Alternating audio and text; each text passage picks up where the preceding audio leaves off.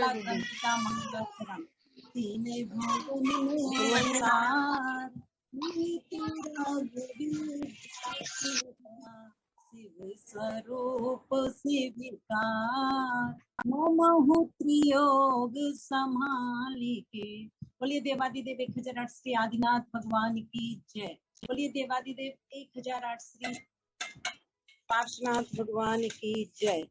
बोलिए देवादिदेव 1008 श्री महावीर भगवान की जय।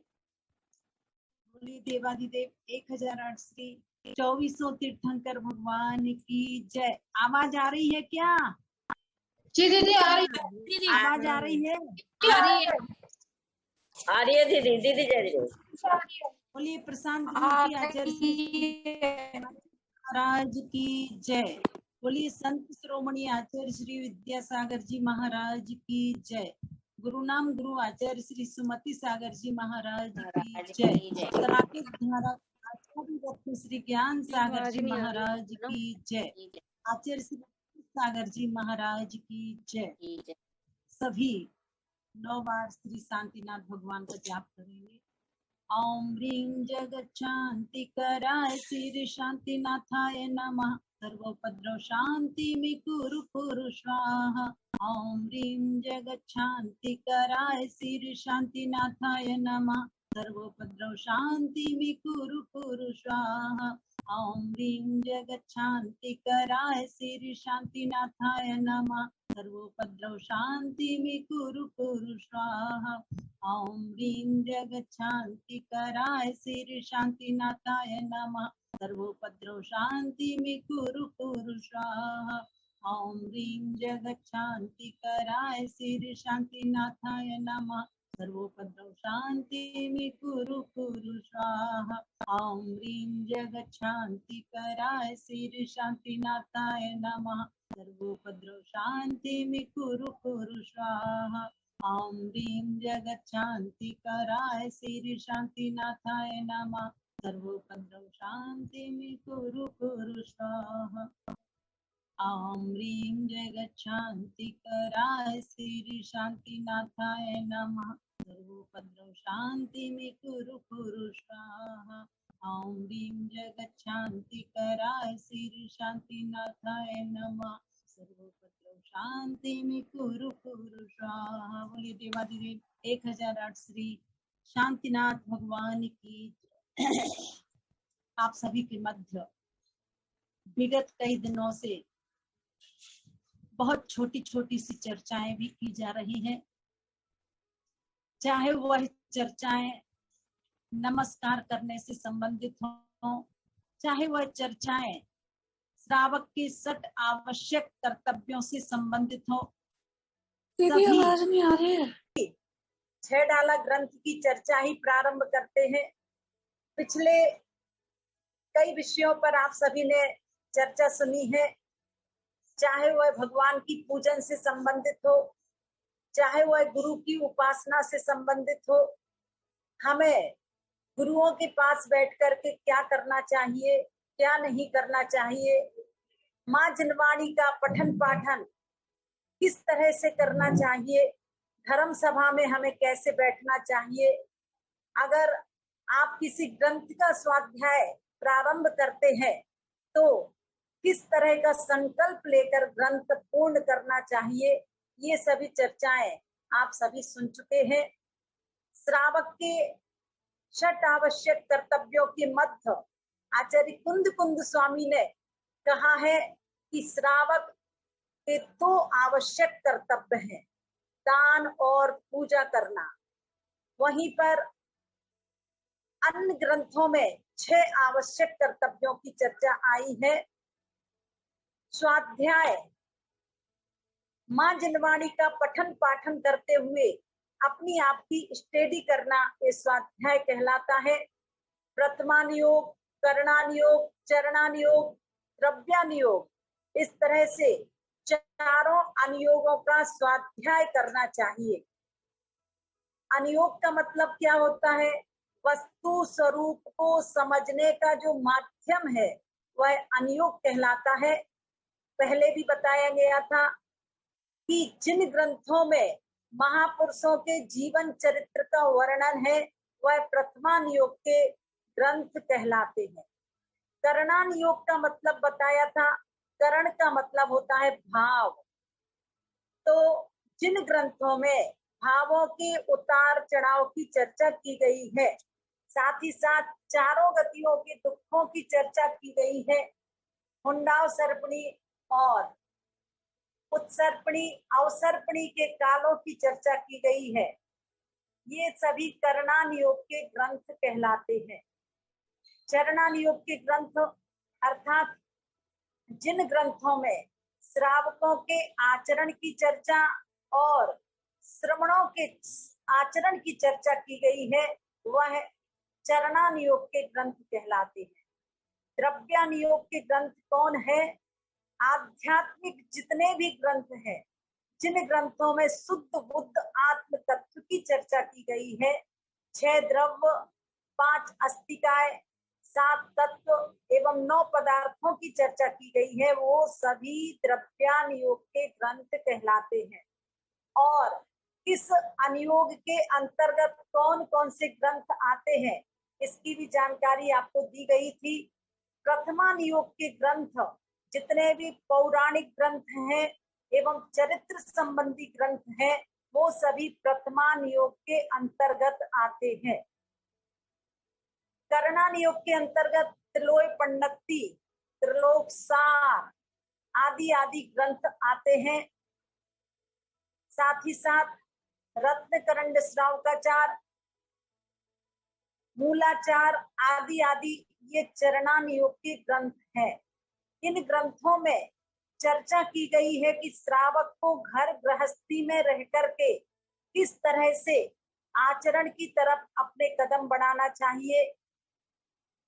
एक बार गौतम स्वामी ने भगवान महावीर स्वामी से प्रश्न किया कि हे भगवान, इस संसार में सर्वत्र जीव राशि है और सर्वत्र जीव राशि के रहते हुए हम किस तरह से अहिंसा धर्म का पालन कर सकते हैं। तब भगवान महावीर स्वामी ने प्रश्न का उत्तर देते हुए कहा कि यत्न पूर्वक हर क्रियाएं करने से हम अहिंसा धर्म का पालन कर सकते हैं। चलते हुए हमें सावधानी रखना चाहिए। हमारे निमित्त से किसी भी तरह की जीवों की हिंसा नहीं होना चाहिए। हमारे निमित्त से चाहे हम बोल रहे हो, चाहे अन्य कोई प्रवृत्ति कर रहे हो, किसी का दिल नहीं दुखना चाहिए। महावीर भगवान ने यही कहा, अहिंसा परमो धर्मो। साथ ही साथ उन्होंने एक सूत्र बहुत अच्छा दिया, ऐसा व्यवहार दूसरों के साथ मत करो जो तुम्हें स्वयं पसंद ना हो। देखिए, हम दूसरों से चाहते हैं कि सामने वाला व्यक्ति हमारे साथ अच्छा व्यवहार करे, किंतु हम दूसरे के साथ कैसा व्यवहार कर रहे हैं इस ओर हमारा ध्यान नहीं जाता है। तो निश्चित अगर भगवान महावीर स्वामी का एक सूत्र हर व्यक्ति आचरण में ले आए तो आज घर घर में आदर्श घरों की स्थापना हो सकती है। पंडित दौलत राम जी ने हम और आप सभी को सच्चे सुख का कारण तीसरी ढाल में बताया है। उससे पहले प्रथम ढाल की चर्चा आपने सुनी है और कल प्रश्न करते समय मैंने पूछा था आप सभी से कि सबसे पहले हमारा अनंत काल कहाँ पर व्यतीत हुआ है। काल अनंत निगोद मझार, अर्थात निगोदिया अवस्था में हमारा अनंत काल व्यतीत हुआ है, जहां पर एक श्वास में 18 बार जन्म मरण करके इस जीव ने कष्ट सहन किए हैं। उसके साथ ही साथ बताया गया था पृथ्वी का एक, जल का एक, अग्नि का एक, वायु का एक और वनस्पति का एक की अवस्थाओं को प्राप्त किया। ये पहले बताया गया था। जरूरी नहीं है कि निगोदिया जीव क्रम से पृथ्वी, जल, अग्नि, आयु पर्याय आदि की पर्यायों को ग्रहण करे। डायरेक्ट निगोदिया अवस्था से मनुष्य पर्याय भी प्राप्त हो सकती है और मनुष्य पर्याय प्राप्त करके वह इतना पुरुषार्थ कर लिया करता है कि वह उसी भव में मोक्ष पद की भी प्राप्ति कर लिया करता है। उस निगोदिया के दो प्रकार के भेद किए थे, एक अनादि अनंत निगोदिया जीव और दूसरा अनादि शांत निगोदिया जीव। नित्य निगोदिया के दो भेद किए थे ये, और मूल में दो भेद है, एक नित्य निगोदिया, एक इतर निगोदिया। नित्य निगोदिया के दो भेद हैं, अनादि अनंत नित्य निगोदिया और अनादि शांत। क्या परिभाषाएं बताई थी? जो निगोद से अब तक निकले नहीं है और ना कभी निकलेंगे, वो अनादि अनंत नित्य निगोदिया है। और जो निगोद से अभी तो नहीं निकले हैं पर नियम से निकलेंगे, वो अनादि शांत नित्य निगोदिया जीव कहलाते हैं। इतर निगोदिया की परिभाषा बताई गई थी कि जो निगोद अवस्था से निकलकर अन्य पर्यायों को प्राप्त करके पुनः निगोद अवस्था को प्राप्त होते हैं, वो इतर निगोदिया जीव कहलाते हैं। कई बार मैंने आपसे यह प्रश्न किया है कि आप सभी इस समय कौन से निगोदिया जीव हैं, तो आपको प्रश्न का उत्तर देना चाहिए, इस समय हम कोई भी निगोदिया जीव नहीं है, क्योंकि निगोदिया जीव के एक इंद्रिय अवस्था होती है, यानी कि एक इंद्रिय होती पर्याय होती है, और वह त्रियंच गति के जीव कहलाते हैं। हम और आप सभी मनुष्य गति के जीव हैं, इसलिए अभी हम कोई भी निगोदिया जीव नहीं है। इसके साथ ही साथ आप सभी को बताया गया था किस तरह से त्रस पर्याय प्राप्त होती है। तो उदाहरण दिया था कि जिस तरह से चिंतामणि रत्न बहुत दुर्लभता से प्राप्त होता है, ठीक इसी तरह से इस जीव को 2 इंद्री, 3 इंद्री, 4 इंद्री, असैनी पंचेंद्रिय एवं सैनी पंचेंद्रिय अवस्था प्राप्त होती है, जिसके मात्र स्पर्शन और रसना ये 2 इंद्रियां पाई जाती हैं, वो 2 इंद्रिय जीव कहलाते हैं। जिसके स्पर्शन रसना घ्राण ये 3 इंद्रियां होती हैं, उनको 3 इंद्रिय जीव कहते हैं। ऐसा नहीं होता है कि 4 इंद्रिय जीव के स्पर्शन रसना घ्राण और कर्ण इंद्रिय हो जाए, क्रम से ही इंद्रियां होती हैं। और असैनी पंचेंद्रिय जीव मन रहित होता है, मन रहित होने से अत्यंत अज्ञानी रहता है, और अगर कदाचित यह जीव सैनी पंचेंद्रिय अवस्था को प्राप्त हुआ तो कैसे सबल अवस्था प्राप्त हुई तो निर्बल पशुओं को खाया, और भी अनेक कष्ट हम और आप सभी ने अनंत बार, कई बार नहीं अनंत बार सहन किए हैं, चाहे वह छेदन, भेदन, भूख, प्यास, धार बहन और वध बंधन, इस तरह से ये त्रियंच गति के कष्टों की चर्चा पंडित दौलत राम जी ने की है। और क्या कहा है? कोटि जीवते जात न बने, अर्थात करोड़ों जिह्वाओं से भी हम त्रियंच गति के दुखों का वर्णन नहीं कर सकते हैं। वास्तव में जैन दर्शन कहता है ये संसार अनादिकाल से है, अनंत काल तक रहेगा, इसकी रचना किसी ने नहीं की है और ना ही इसका कोई संहार करता है और ना ही इसका कोई रक्षक है। हर व्यक्ति अपनी अपनी सृष्टि का निर्माण करता है, जैसे उसके भाव होते हैं वैसा ही उसके भाग्य का निर्माण होता है। अगर आप चाहते हैं कि हमारे भाग्य का निर्माण अच्छा हो तो आपको अच्छे कार्य करना होंगे, अच्छा पुरुषार्थ करना होगा। इसके बाद बताया गया था अति संक्लेश भावते मरियो, अत्यंत संक्लेश परिणामों के कारण यह जीव नरक गति में पहुंचा, और वहां पर 8 प्रकार के दुखों की चर्चा बताई गई थी। अधिकांश सभी को याद है।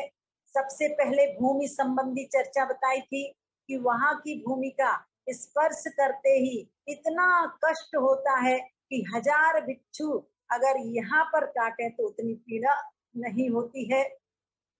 उसके बाद बताया गया था वहां पर जो बैतरणी नदी है वहाँ खून पीप भरा हुआ है और देह को दाह पैदा करने वाला स्थान है। कृमि अर्थात कीड़ों का समूह उसमें बिलबिलाता है। इस तरह से नदी में भी इस जीव को कष्ट ही हुए। सोचता है चलो वृक्ष के पास चलते हैं, ठंडी ठंडी हवा चलेगी, गर्मी से सुरक्षा होगी।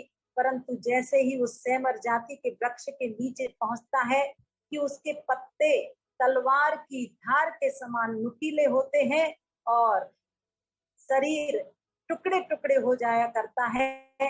पर चूंकि बताया गया था देव और नारकी जीवों का अकाल मरण नहीं होता है, इनकी जितनी आयु है उतनी आयु तो भोगनी ही पड़ती है। इसलिए जैसे पारा बिखर जाता है और फिर से जुड़ जाता है, ऐसे ही इनके शरीर के टुकड़े टुकड़े होने के बाद भी इनका शरीर जुड़ जाया करता है। इसके साथ ही साथ बताया गया था वहां पर असुर कुमार जाति के देव तीसरे नरक तक जाकर के परस्पर में एक दूसरे को लड़ाते हैं, भिड़ाते हैं और वास्तव में वह दुष्ट प्रचंड बहुत बलशाली हुआ करते हैं, दुष्टता से युक्त होते हैं। ऐसे असुर कुमार जाति के द्वारा दिए गए कष्टों को सहन करते हैं। साथ ही साथ बताया गया था कि सर्दी गर्मी भूख प्यास कितनी लगती है। यहाँ तो वास्तव में अभी कुछ दिनों से जो गर्मी चल रही है वो सहन नहीं हो रही है और नरकों में कितनी भयंकर सर्दी और गर्मी रहती है आप सभी को भी पता है। मेरु समान लोह गली जाए, क्या कहा पंडित दौलत राम जी ने? मेरु के बराबर अर्थात 1 लाख योजन विस्तार वाला लोहे का गोला पिघल जाता है, इतनी गर्मी रहती है और जो पिघला हुआ पदार्थ है वह जम जाता है, इतनी सर्दी होती है। भूख प्यास के विषय में भी कई बार बताया है कि तीनों लोगों का अनाज खा लिया जाए तो भी भूख नहीं मिटती है, पर वहां पर एक कण अनाज खाने को नहीं मिलता है। और प्यास की बात बताई थी, इतनी प्यास लगती है, यहाँ तो 10 मिनट पानी ना मिले तो आपकी भाषा बदल, आपस में प्रीति भाव को प्राप्त नहीं होते हैं और आपस में लड़ाई झगड़ा मार काट आदि आदि करते रहते हैं, वो नारकी जीव कहलाते हैं। पुण्य कर्म जोगते नरगति लहे, ये भी आपको बताया था।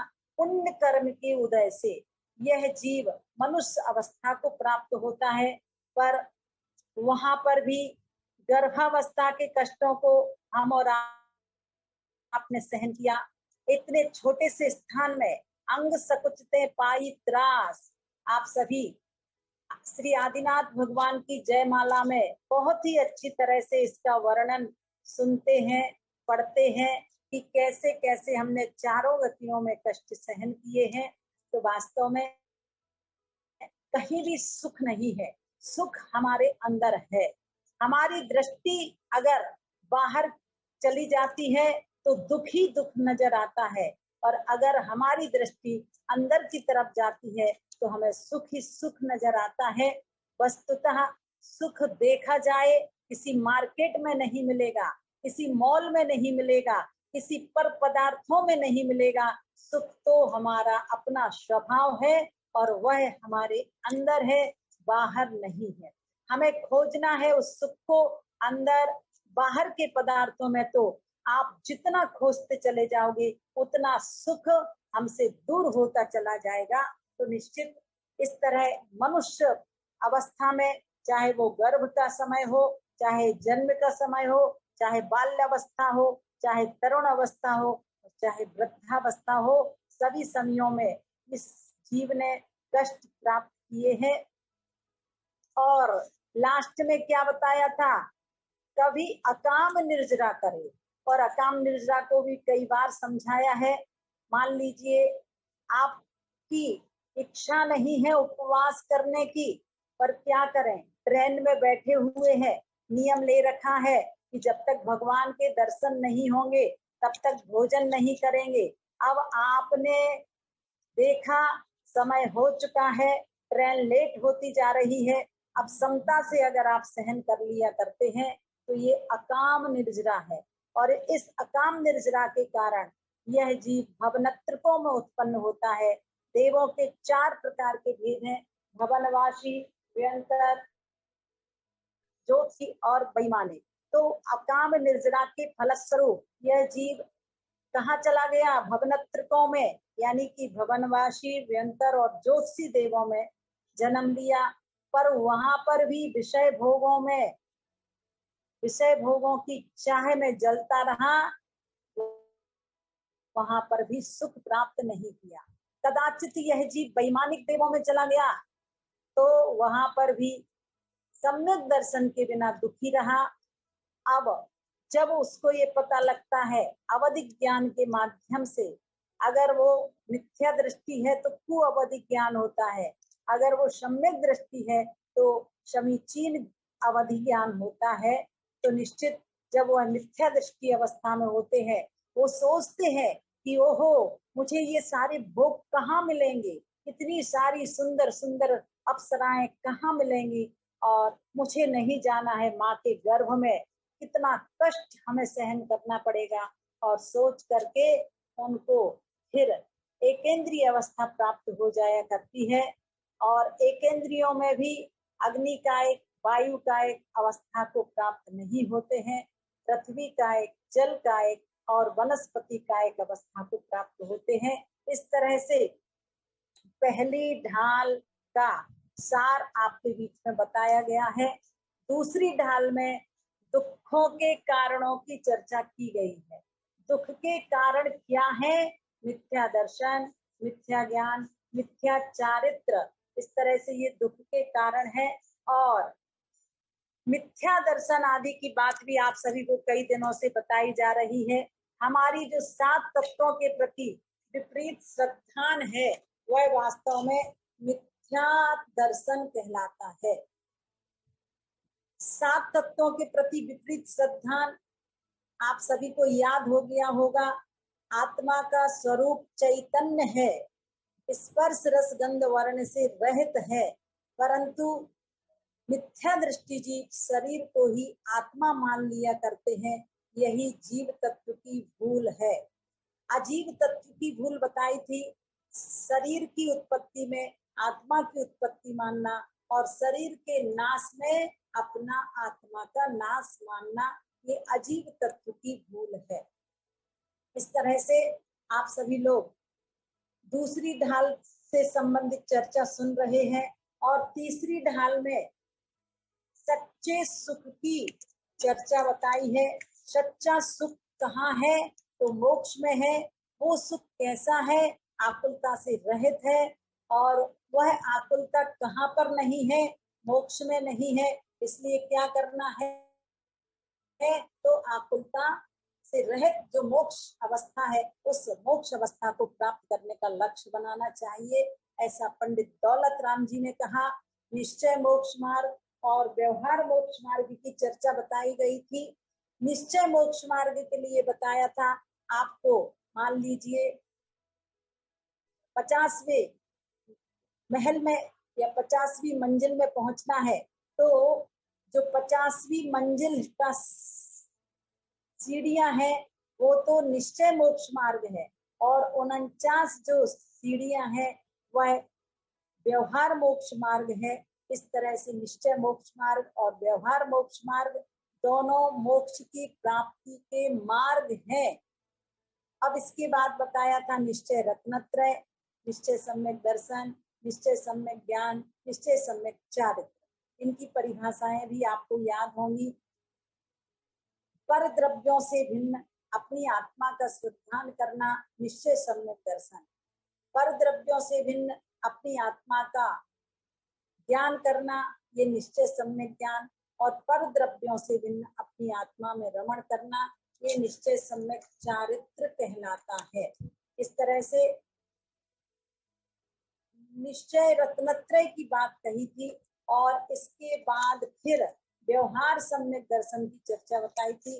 व्यवहार संबंधित व्यवहार सम्यक दर्शन से संबंधित 7 तत्वों का ज्यों का त्यों श्रद्धानो, अर्थात ज्यों का त्यों श्रद्धान करना, ये व्यवहार सम्यक दर्शन है। इसमें 7 तत्वों को समझाया गया है। जीव किसे कहते हैं, जीव के कितने भेद हैं, अजीव किसे कहते हैं, अजीव के कितने भेद हैं, आत्मा के 3 भेद बताए हैं, बहिरात्मा, अंतरात्मा और परमात्मा।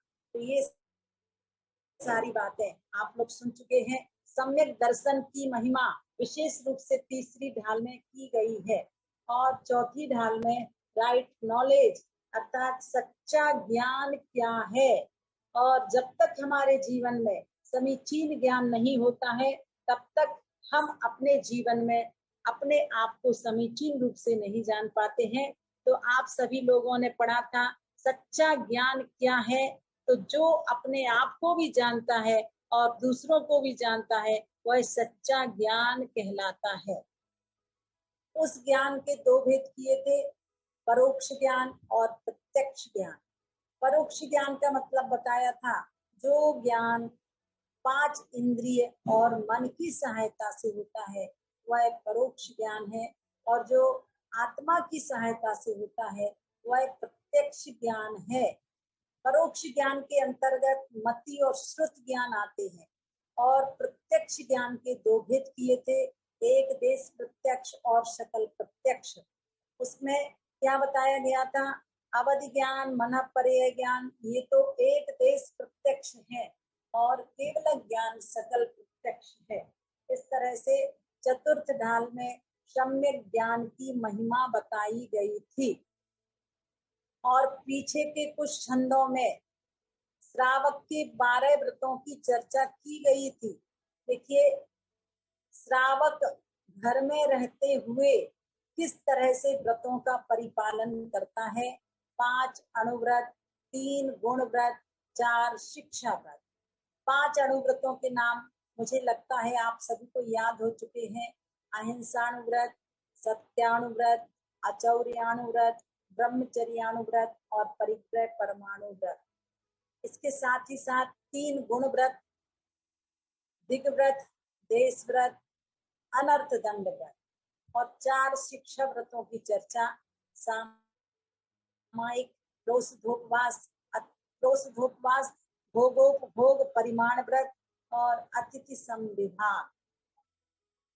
इस तरह से 12 व्रत हुआ करते हैं और 5वीं ढाल में 12 भावनाओं की चर्चा की गई है जो वैराग्य की वृद्धि में माध्यम बनते हैं। और 6वीं ढाल में सकल चारित्र की चर्चा है। और उस सकल चारित्र के अंतर्गत आप सभी को कल बताया गया था 5 महाव्रत, अहिंसा महाव्रत, सत्य महाव्रत, अचौर्य महाव्रत, ब्रह्मचर्य महाव्रत और अपरिग्रह अर्थात परिग्रह परमाण करना वो तो श्रावक के अंतर्गत है, किंतु परिग्रह का पूर्ण रूप से त्याग कर देना ये अपरिग्रह कहलाता है। अब इसके बाद आप सभी को बताया था कि मुनिराज 5 समितियों का पालन करते हैं। क्रिया समिति, भाषा समिति, ऐषणा समिति, आदान निक्षेपण समिति और प्रतिष्ठापन समिति, जिसके अंतर्गत लक्षण बताए गए थे। प्रमाद को छोड़ करके मुनिराज 4 हाथ जमीन देख करके चलते हैं। प्रासुप, उजाला होने पर अंधेरे में नहीं जाना। इस तरह क्रिया समिति का मुख्य उद्देश्य जीवों की रक्षा करना। कभी कभी हमारे जीवन में ऐसा होता है, प्रमाद के कारण आचार्यों ने बहुत सूक्ष्म विवेचना की है हिंसा और अहिंसा की। कहते हैं दिगंबर मुनिराज अगर पैदल विहार कर रहे हैं, अगर क्या करते ही है, और उनके जीवन में पूरी सावधानी है और सावधानी रखते हुए जीव मर जाए तो भी वो अहिंसक कहलाते हैं। और हम और आप सभी प्रमाद रखते हुए चल रहे हैं, हमारे जीवन में सावधानी नहीं है और जीव नहीं भी मरे तो भी हमें हिंसक कहा गया है, क्योंकि प्रमाद के बस से जो भी चेष्टाएं की जाती हैं होती हैं वह हिंसा की कोटि में आती हैं, और सावधानी पूर्वक जो क्रियाएं की जाती हैं वो अहिंसा की कोटि में आती हैं। अब इसके अंतर्गत बताया गया था भाषा समिति, अर्थात मुनिराज किस तरह के वचनों का प्रयोग किया करते हैं। तो बहुत सारे विशेषण बताए थे। जग सुहित कर, अर्थात संसारी प्राणी को हितकर लगने वाले शब्दों का प्रयोग करते हैं। अहित हर, और मुनिराज ऐसे शब्द नहीं बोलते जिससे सामने वाले का अहित हो जाए, अहित को हरने वाले शब्दों का प्रयोग करते हैं। श्रुति सुखद, सुनने में जो बहुत अच्छे लगे, कानों को जो बहुत अच्छे लगे, ऐसे वचनों को संशय हरे, ऐसे शब्द बोलते हैं जिसमें किसी भी तरह का संशय नहीं रहता है। और इसके साथ साथ भ्रम रोग, किसी भी प्रकार का भ्रम उत्पन्न ना हो, ऐसे शब्दों का प्रयोग किया करते हैं।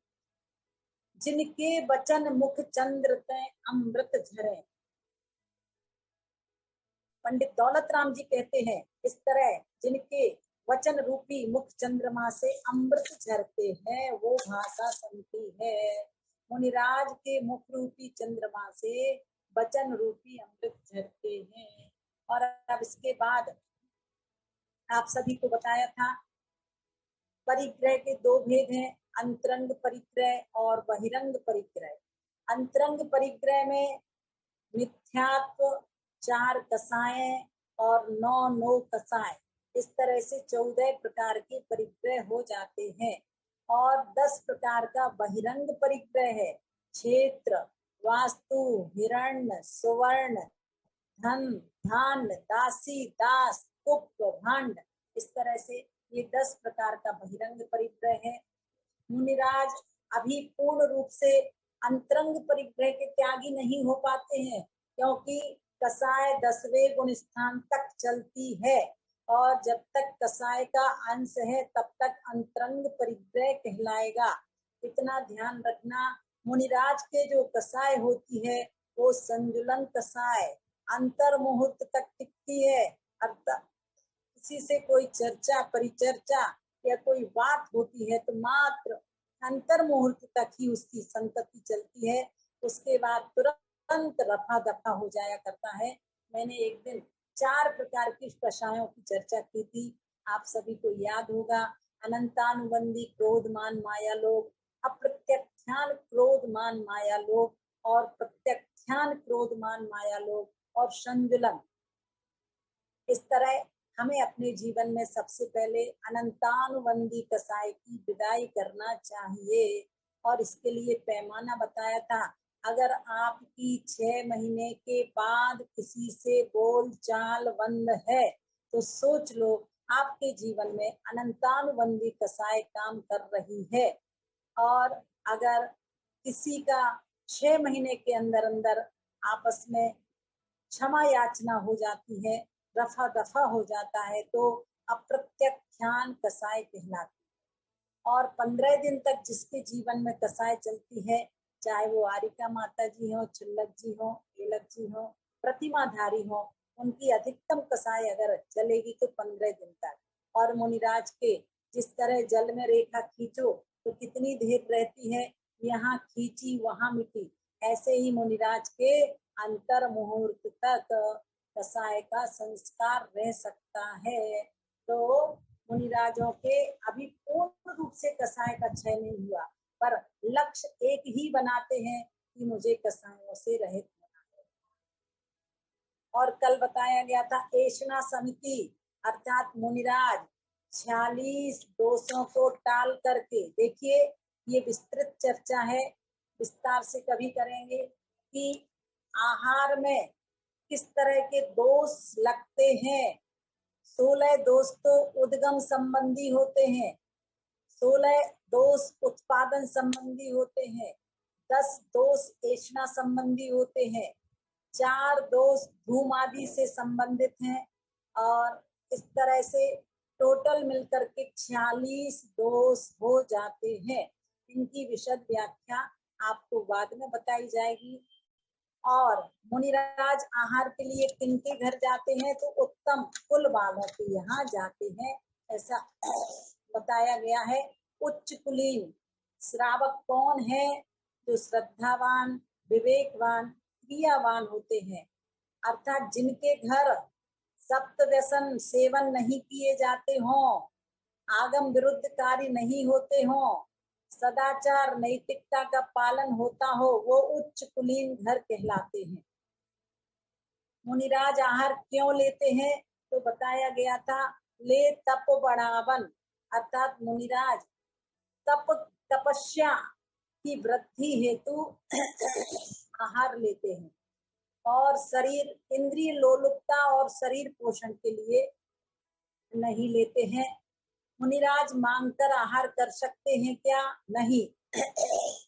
उनकी अयाचक वृत्ति होती है, वह आहार के विषय में स्वप्न में भी चर्चा नहीं करते। श्रावक जो भी आहार देता है उसी को संतोष पूर्वक ग्रहण कर लिया करते हैं। अगर कोई साधु आहार की याचना करता है तो वह साधु नहीं स्वादु है, ऐसा आचार्यों ने कहा है। सच्चे मुनिराज तो आहार के समय इशारा तक नहीं करते हैं। इस तरह से यह पेशना समिति हुई। और आदान निक्षेपण समिति बताई थी कि जब भी पिच्छी, कमंडलू आदि आदि या शास्त्री जी आदि को विराजमान करना है तो पिच्छिका से परिमार्जन करके करते हैं। जब भी कमंडल उठाना है तो पहले पिच्छिका से कमंडल की जो ऊपर पकड़ने वाली हिस्सा है उसको परिमार्जन करेंगे तभी उठाएंगे। ग्रंथ के पृष्ठों को पलटना है तो परिमार्जन करके ही पलटेंगे। कहीं बैठना है तो वहां पर भी परिमार्जन, उनके माध्यम से किसी भी तरह के जीवों की हिंसा ना हो, ये लक्ष्य रहता है। मुनिराज के 3 ही उपकरण होते हैं, एक शुद्धि का उपकरण कमंडलू, ज्ञान का उपकरण शास्त्र, और संयम का उपकरण पिच्छिका। इस तरह से ये दिगंबर मुनिराजों की पहचान है। और अब कई लोग जो नहीं जानते हैं वो सोचते हैं कि कमंडल का पानी पीने के काम में लेते हैं, परंतु नहीं, मुनिराज कमंडल का पानी हाथ पैर आदि धोने के लिए लेते हैं। अब इसके साथ ही साथ आगे का विषय हम और आप सभी को पढ़ना है कि एक और समिति है, व्युत्सर्ग कहो या प्रतिष्ठापन, अर्थात मुनिराज, आचार्य परमेष्ठी, उपाध्याय परमेष्ठी जब भी कहीं मलमूत्र का विसर्जन करते हैं निर्जंतुक स्थान पर करना चाहिए। अब आगे 3 गुप्तियों का पालन मुनिराज किया करते हैं, पंचेंद्रिय विजय आदि आदि की चर्चा पढ़ते हैं।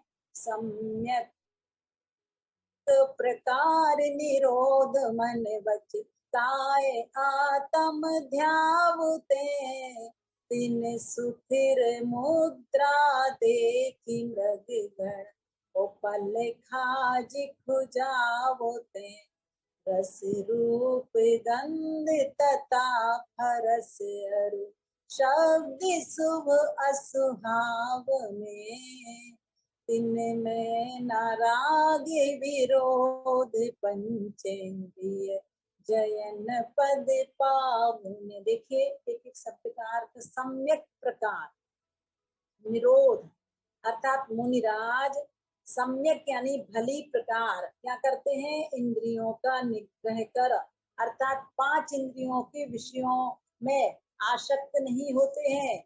हमारे लिए तो जरा सा नमक कम हो जाता है तो हम लोग को गुस्सा आ जाती है, हम नमक डाल लिया करते हैं, पर मुनिराज आहार के समय जैसा उनके हाथों में आता है वैसा ही आहार ग्रहण करते हैं।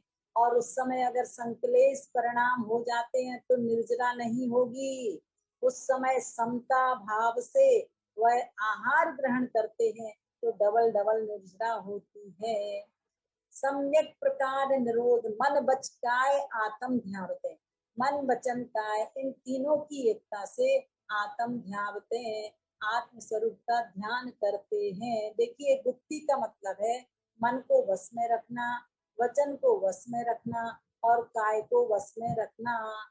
पूर्ण रूप से आज साधक गुप्तियों का पालन नहीं कर पाता है, तब फिर जाकर के कहा कि अगर आप पूर्ण रूप से अपने मन को नहीं रोक पाते हो, वचनों को नहीं रोक पाते हो, तो कैसे प्रवृत्ति करो? समिति पूर्वक प्रवृत्ति करो, देखभाल कर चलो, देखभाल कर बोलो, सोच समझ कर बोलो, देखभाल कर भोजन करो, इस तरह से। और जब भी कोई चीज उठाना धरना है तो पिच्छिका से परिमार्जन करके कीजिए और मल मूत्र का छेपण भी निर्जंतुक स्थान पर कीजिए।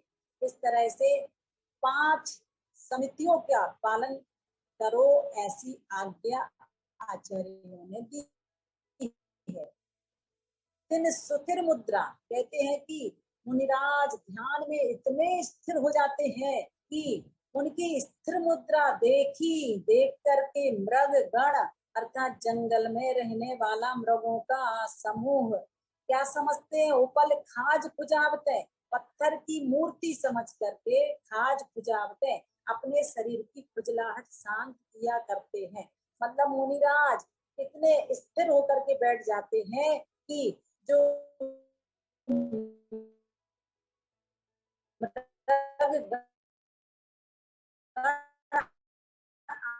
पर अपना शरीर रगड़ दिया करते हैं। इतनी स्थिरता उन मुनिराजों की होती है जो वास्तव में 3 समितियों का पालन, तो 3 गुप्तियों का पालन करते हैं। कौन कौन सी? मनोगुप्ति, वचन गुप्ति और काय गुप्ति। अब इसके बाद पंचेंद्रिय विषय का विजय, चूंकि पहले बताया गया था कि साधु परमेष्ठी के 28 मूल गुण हुआ करते हैं और कल विस्तृत व्याख्या की गई थी। 5 महाव्रत, 5 समिति, पंच इंद्रिय निरोध गुण विषयों का किस तरह से निरोध करते हैं। रस रूप गंध तथा भरस अरु शब्द शुभ अशुभ।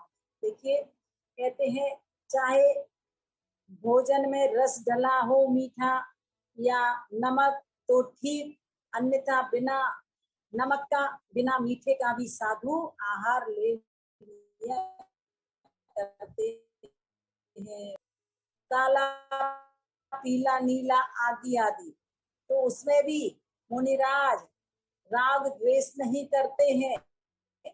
जो पसंद है उसको तो वह अच्छा मानते हो, और जो इसी तरह से गंध, जब सुगंधी आ रही हो तो बहुत हर्षित भाव रखते हो, और जब दुर्गंधी हो तो हर्षित मतलब वहां से द्वेष करते हो, ऐसा मुनिराज के मन में नहीं आता। ऐसे ही स्पर्श से संबंधित है।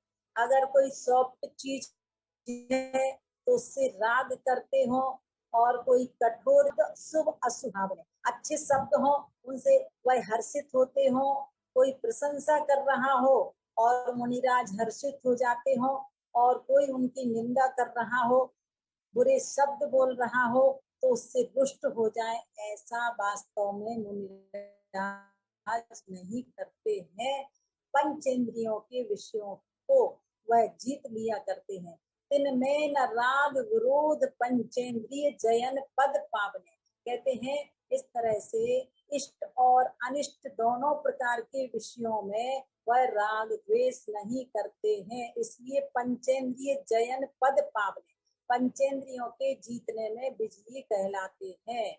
देखिए, हम और आप प्रतिपल अपने इंद्रियों की पूर्ति करते हैं। जब जो खाने का मन करता है वह खा लिया करते हैं, गर्मी को दूर करने का प्रयास करते हैं। सर्दी है तो सर्दी को दूर करने का प्रयास करते हैं। और गंध के विषय में भी अगर कहीं दुर्गंधी होती है तो हम रूमाल आदि ढक लेते हैं, हमारी मतलब अंदर अच्छा भाव नहीं रहता है। और कहीं किसी भी फूल आदि की खुशबू आ रही होती है तो उसमें हम राग करते हैं। कोई अच्छा शब्द सुनाता है तो हमें अच्छा लगता है, कोई हमारी प्रशंसा करता है तो हमें अच्छा लगता है, और अगर कोई हमारी निंदा करता है तो हमें अच्छा नहीं लगता है। इस तरह से हरस यानी स्पर्श। हाँ, अब समय अपना शायद हो रहा है, प्रदक्षिणा कर लेते हैं। और सबसे पहले अगर सविता भाभी जी जुड़ी हुई है तो सविता भाभी जी बताएंगी। हाँ सविता भाभी जी। हाँ मीना जी बताएंगी, और मीना जी बताएंगी 5 समितियों के नाम याद हुए हो तो बता दीजिए। 5 समिति। दीदी हम बता दें? कौन? कनक, हाँ बताइएगा कनक जी। एरिया समिति, भाषा समिति, ईशान समिति, आदान निक्षेप समिति, प्रतिष्ठा पंच समिति। हाँ बहुत अच्छा। और अब सुधा जी बताएंगी 3 गुप्तियों के नाम। सुधा जी 3 गुप्ती के नाम बताइए। दीदी मैं बताऊं नदवई से? मन गुप्ती, काया अभी गुप्ती, मन गुप्ती, वचन गुप्ती, काया मन गुप्ती, वचन गुप्ती, काया गुप्ती। हाँ बहुत अच्छा। और अब 5 महाव्रतों के नाम बताएंगी नदवई वाली भाभी जी।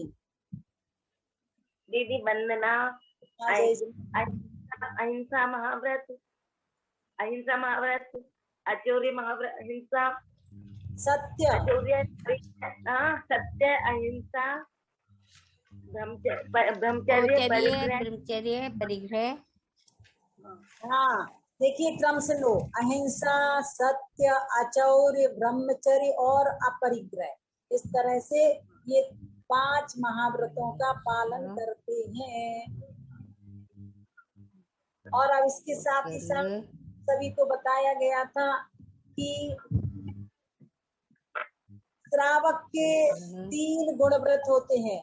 हाँ श्रावक के अनीता सेठी जी, बहुत दिन के बाद आपका जुड़ना हुआ है। तो श्रावक के 3 गुणव्रतों की बताइएगा, किसी को याद हो? दीदी हम बताएं? वंदना दीदी, जी कमलेश भाभी जी बताएंगी। कमलेश भाभी जी बताएंगी। बोलिए कमलेश भाभी जी 3 गुणव्रत के नाम। दीदी हम बताएं? सीमा जी, हम बताएं? शालिनी बताएगी।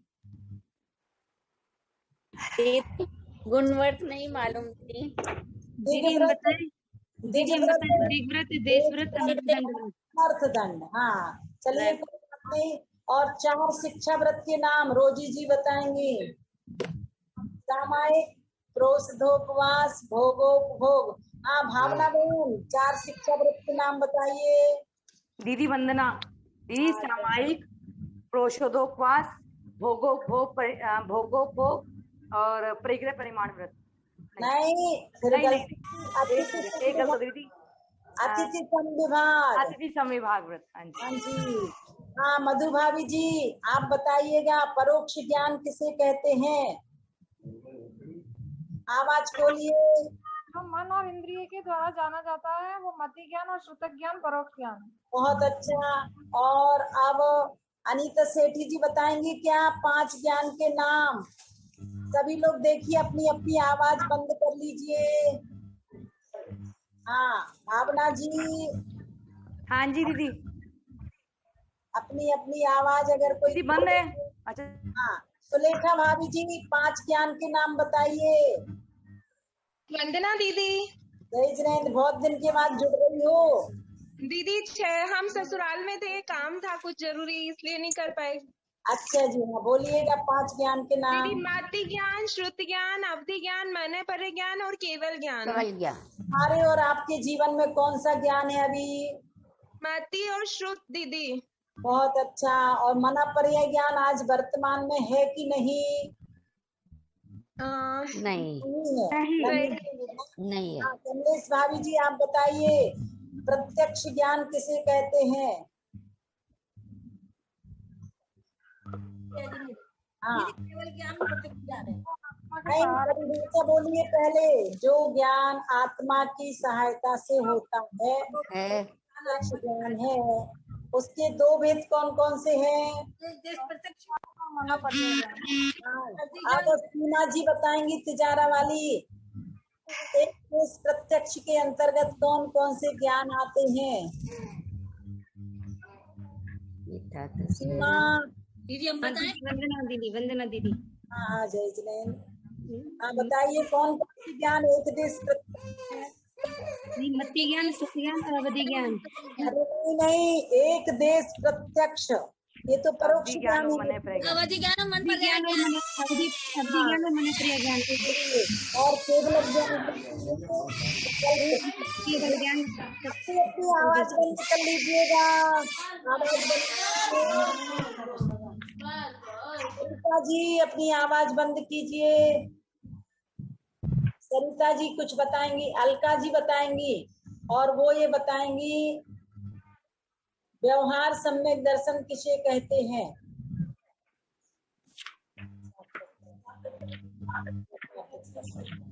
हाँ सपना भाभी जी मेरठ। सपना भाभी जी, आनंद कुमार जी, सरिता जी, कौन बताएगा? हम बताएं दीदी। कौन बताएगी? कल्पना। हाँ दीदी वंदना दीदी, 7 तत्वों का जैसा है वैसा जानना, यथार्थ श्रद्धान करना। हाँ श्रद्धान करना। आत्मा के 3 भेद कौन कौन से हैं? आत्मा के 3 भेद, बहिरात्मा, अंतरात्मा, परमात्मा। हाँ अभी हम और आप सभी कौन सी आत्मा है? दीदी अभी तो बहिरात्मा ही है। देखिए शरीर और आत्मा को हम एक अगर मानते हैं तो है बहिरात्मा। सपना जी आप बताइएगा अंतरात्मा के कितने भेद किए हैं? सपना जी। भावना जी ने दीदी सकल परमात्मा और निकल परमात्मा। परमात्मा के 2 भेद हैं, सकल और निकल। इसके साथ ही साथ अब सरिता जी बताएंगी। सरिता जी बताइएगा निकल परमात्मा कौन कहलाते हैं? सिद्ध भगवान। सिद्ध भगवान। और सकल परमात्मा? अनंत भगवान। हाँ बहुत अच्छा। और अब अलका जी बताएंगी। अलका जी बताएंगी 5 अणुव्रतों के नाम। जी दीदी। वंदना दीदी। हाँ जय जिनेन्द्र। अणुव्रतों के नाम बताइए। अहिंसानुव्रत, सत्य, अचौर्य, परिग्रह और ब्रह्मचर्य। अच्छा जी। अब हमें ये बताइएगा, एक दिन बताया था अतिचार। हम कोई भी व्रत लेते, चंदा भाभी जी अतिचार किसे कहते हैं? दीदी हम बता दें। सुनिए बोलो समझ में। अतिचार किसे कहते हैं? देखिए सभी लोग अपनी अपनी आवाज बंद करिएगा। मधु जैन। हाँ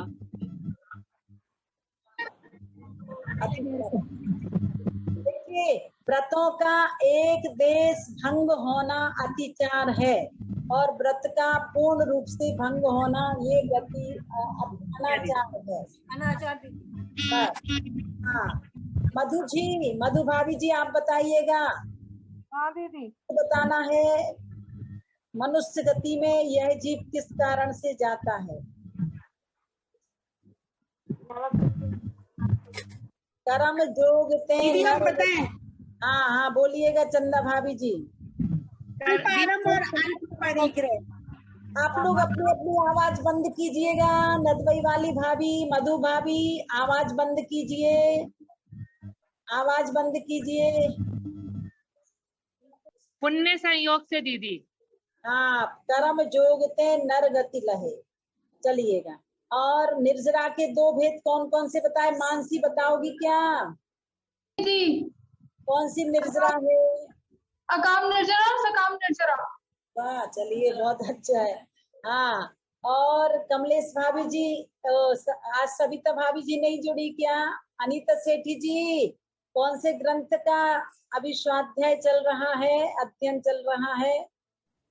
दीदी 6 डाला का 6 डाला किसके द्वारा लिखित है? पंडित दौलत राम जी के द्वारा। पंडित दौलत राम। आज सविता जी जुड़ी नहीं है सर। हाँ, सीमा भाभी सूर्यनगर, वो बताएंगी। निगोदिया जीव एक श्वास में कितने बार जन्म मरण करता है? 18 बार। अच्छा जी, अच्छा जी। और सुशीला जैन बताएंगी। सुशीला जैन बताएंगी, नरक गति में कितने तरह के कष्टों को इस जीव ने सहन किया? सरिता जी, 8 प्रकार के कष्ट। 8 प्रकार के। अपनी आवाज बंद कर लीजिए। हाँ, और अब कौन रह गया? महावीर प्रसाद जी भी नहीं जुड़े हैं शायद आज। उर्मिला, संगीता सागर, संगीता सागर, ओ सुशीला बाई, पेपर दे रही ना। हाँ, आप बताइएगा, ग्रहित मिथ्या चारित्र किसे कहते हैं?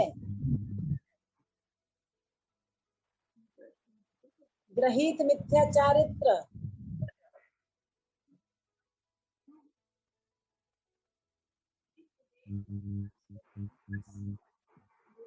क्या है वो? ग्रहित मिथ्या दर्शन। हाँ, ग्रहित मिथ्या चारित्र किसे कहते हैं? बताऊं दीदी? नहीं नहीं, वही बताएं। हाँ, जो ज्ञाति लाभ। बोलिए ये वाले छंद। संगीता सागर, क्या हुआ? आवाज नहीं पहुंच रही क्या?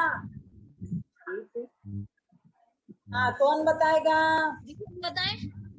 हाँ, बोलिए। दीदी यश की अवस्था में जो व्यक्ति के शरीर को तकलीफ देता है, वह भस्मादि लगा के उल्टे लटक के इस तरफ से तप करता है, वह ग्रहित मिथ्या चारित्र है।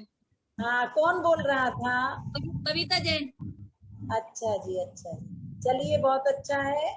और कुछ ही दिनों में अब आप सभी 6 ढाला ग्रंथ पूर्ण कर चुके होंगे।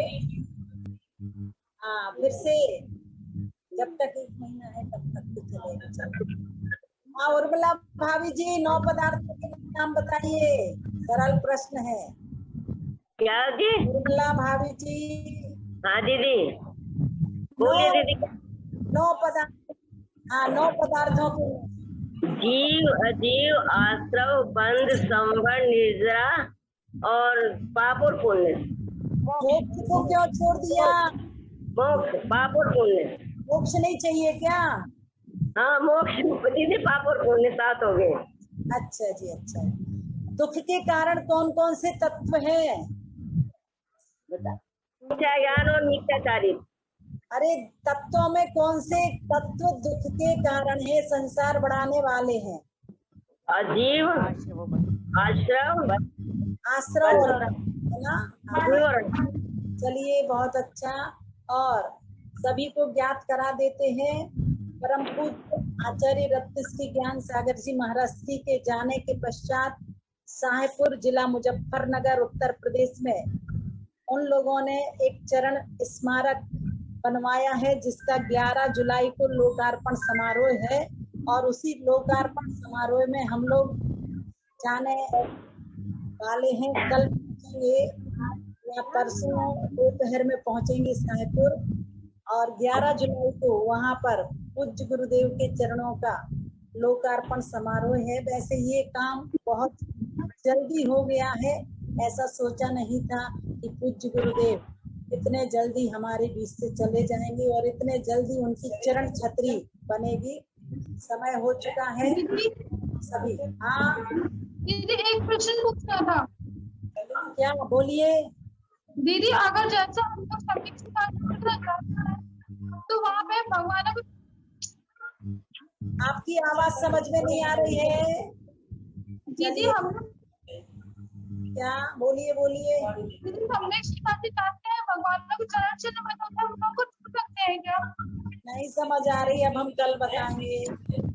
आवाज ना जावानी के ज्ञान ते सूझे लोकालो सोवाणी मस्तक